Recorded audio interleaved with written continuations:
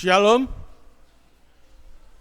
selamat pagi, saudara-saudara yang dikasihi Tuhan. Kita berjumpa kembali dalam acara renungan singkat yang diselenggarakan oleh Gereja Masih Adonai ke-7 Jemaat Yosodipuro. Pekabaran pada pagi ini berjudul Penasihat Ajaib.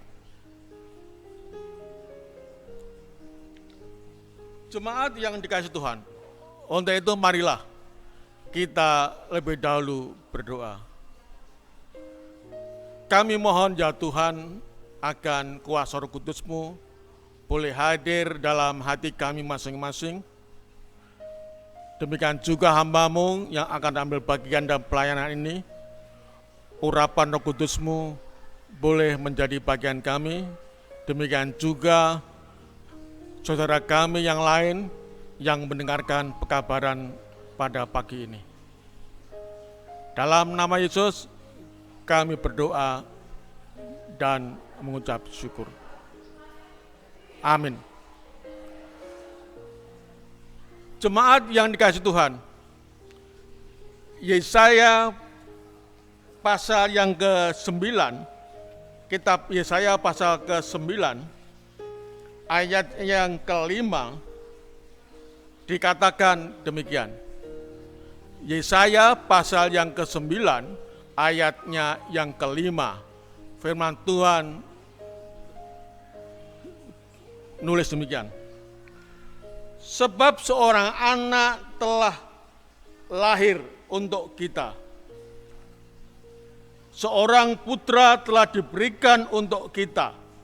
Lambang pemerintahan ada di atas bahunya, dan namanya disebutkan orang Penasihat Ajaib, Allah yang perkasa, Bapa yang kekal, Raja damai. Jemaat yang kasih Tuhan, kita fokus kepada salah satu gelar, yaitu Penasihat Ajaib.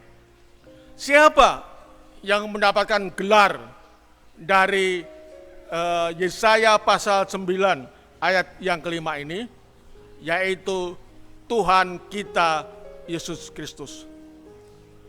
Suatu kali ada seorang yang dipilih, diangkat untuk menjadi seorang penasehat di suatu acara, di suatu kepanitiaan. Dan sebagai seorang penasehat, rupa-rupanya mereka cuek. Seharusnya mereka minta pertimbangan, minta nasihat kepada sang penasihat ini. Namun panitia semuanya ini adalah cuek. Tidak tahu menau selama kepanitiaan itu berlangsung. Namun ketika kepanitiaan ini, acara ini berlangsung, mau selesai, tiba-tiba mereka ini mencari dia, minta pertolongan, minta nasihat kepadanya. Padahal selama kepanitiaan ini berlangsung, selama acara ini berlangsung, mereka nyuekin sang penasehat. Jemaat yang dikasihi Tuhan, bukankah gambaran dari orang-orang ini juga mungkin menjadi gambaran kita sebagai umat-umat Tuhan? Kita tahu bahwa Tuhan Yesus Kristus ini adalah penasihat ajaib kita, yang bisa dimintai pertimbangan, dimintai nasihat di dalam perhelatan kehidupan kita, bisa memberikan solusi, nasihat-nasihat yang membuat seseorang ini mendapatkan berkat-berkat. Bahkan kita sanjung, Tuhan Yesus ini adalah penasihat saya, penasihat ajaibku. Namun saudara-saudara, sering dalam kenyataannya kita ini sebagai umat-umat Tuhan tidak menggubris nasihatnya, tidak menggubris pertimbangan-pertimbangannya. Dan ketika kita memasuki yang lebih, ketika kita memasuki satu yang parah dalam kehidupan kita, barulah kita datang ke penasihat agung, kita datang kepada penasihat ajaib Tuhan Yesus Kristus.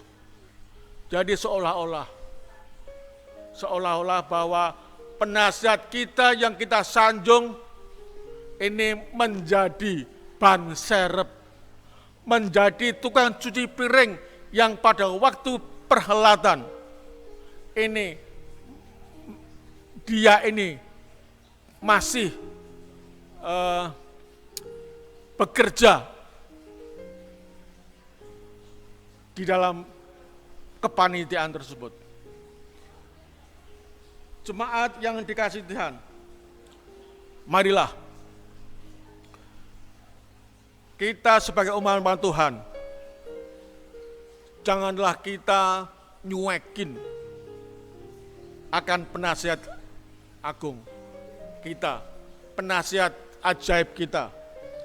Ketika kita menghadapi permasalahan-permasalahan dan kita tidak, walaupun sebenarnya kita bisa datang kepadanya, ya, namun sering kita ini suka tidak gubris.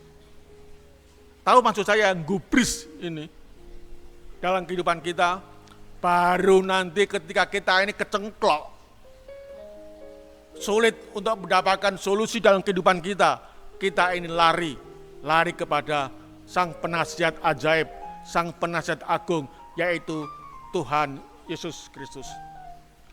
Dan kitab Amsal menasihatkan kepada kita di dalam Amsal pasal yang ketiga, ayat yang ke-6. Amsal pasal yang ketiga ayat ke-6. Dikatakan, akuilah dia. Dia ini siapa? Tuhan. Dia ini adalah Tuhan Yesus Kristus. Dia ini adalah penasihat agung. Dia ini adalah penasihat ajaib. Dalam segala lakumu, maka ia akan meluruskan jalanmu. Inilah pekabaran firman Tuhan pada pagi ini, agar kita mengakui Dia sebagai penasihat, mengakui Dia sebagai penasihat agung, Tuhan Yesus Kristus, dan Dia akan meluruskan jalanmu. Caranya gimana? Setiap tindakan kita datang kepadanya. Setiap ada permasalahan, kita mohon pimpinannya. Setiap ada permasalahan, kita serahkan hidup kita. Itu artinya mengakui Dia, ya, mengakui Dia dalam segala lakumu. Ketika kita melakukan sesuatu, mari kita datang kepada Tuhan Yesus. Bukan pada waktu kita ini kepepet, bukan pada waktu kita ini buntu dalam menghadapi permasalahan. Marilah saudara-saudara yang kasih dalam Tuhan, akuilah Dia di dalam segala tingkah lakumu, dan Dia akan meluruskan jalanmu. Kiranya pekabaran pada pagi hari ini menggugah kita masing-masing untuk selalu dan selalu datang, berembuk, berbicara, berserah kepada Tuhan Yesus Kristus, yaitu Sang Penasihat Agung, Sang Penasihat Ajaib dalam pergumulan-pergumulan kehidupan kita sehari-hari. Selamat pagi, Tuhan memberkati. Amin.